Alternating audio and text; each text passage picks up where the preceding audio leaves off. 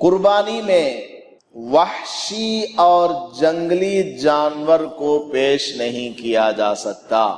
जंगली जानवर, मिसाल के तौर पर कोई आदमी हिरन पकड़ करके लाए, सब लोग बकरी कुर्बानी कर रहे हैं, गाय कर रहे हैं, ऊंट कर रहे हैं, भैंस की कुर्बानी कर रहे हैं, मैं बहुत महंगा जानवर अल्लाह के रास्ते में कुर्बानी करूंगा, ये समझ करके वो हिरन पकड़ करके लाया, उसकी कुर्बानी करना चाहे तो शरीयत कहती है तुम्हारी कुर्बानी कबूल नहीं होगी। जंगली जानवरों की कुर्बानी नहीं हो सकती।